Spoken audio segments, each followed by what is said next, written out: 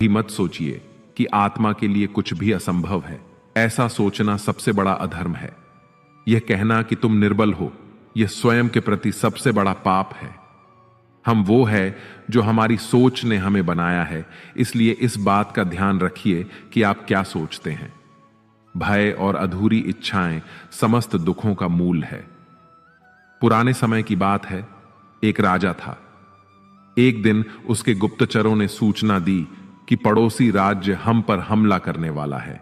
गुप्तचरों ने बताया कि खबर एकदम पक्की है। सिर्फ 3 दिनों के भीतर पड़ोसी राज्य अपनी विशाल सेना के साथ हम पर हमला कर देगा और उनकी सेना इतनी बड़ी है कि उनका सामना करना बहुत मुश्किल है। राजा बेहद चिंतित हो गया, परेशान हो गया। राजा ने तुरंत सभा बुलाई और सभी लोगों से सलाह मांगी कि अब हम लोगों का मरना तय है। अगर किसी व्यक्ति के पास कोई सुझाव या युक्ति है तो वह बता सकते हैं। राजा के एक चतुर मंत्री ने कहा, अब जब जान पर बात आ गई है तो इसका एकमात्र उपाय है कि हमें आज ही, अभी इसी वक्त ही पड़ोसी राज्य पर हमला कर देना चाहिए। राजा बोला, मंत्री जी, हमारी सेना बहुत छोटी है, हम उनका मुकाबला कैसे कर पाएंगे? मंत्री बोला, पड़ोसी राज्य अभी युद्ध के लिए तैयार नहीं है। अभी उस राज्य पर हमला कर दे तो वो संभाल नहीं पाएंगे और हमारे जीतने की कुछ तो संभावना बनेगी। वैसे भी हम पर हमला होने वाला है और इतनी विशाल सेना है कि हम यूं ही मारे जाएंगे। जब 3 दिन बाद मरना ही है तो क्यों ना, कुछ ना करने से बेहतर है हम यह कर सकते हैं।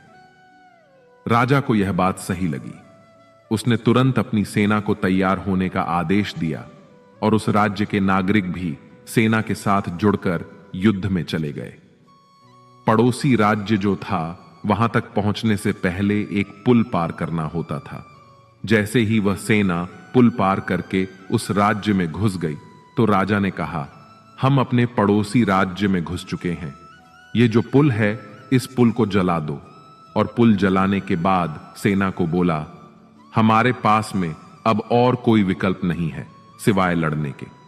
अब हम या तो लड़कर जीत जाएं या फिर हम यहीं मारे जाएं। हमारे पास भागने का कोई रास्ता नहीं है। सभी सैनिक अपनी पूरी क्षमता के साथ लड़े और पड़ोसी राज्य की बड़ी सेना को उन्होंने हरा दिया, इस विचार के साथ कि हमारे पास अब कोई और विकल्प नहीं है। इस कहानी से सीख मिलती है कि जब आपके पास में रास्ता सिर्फ एक होता है कि अगर यह नहीं किया तो मर जाएंगे,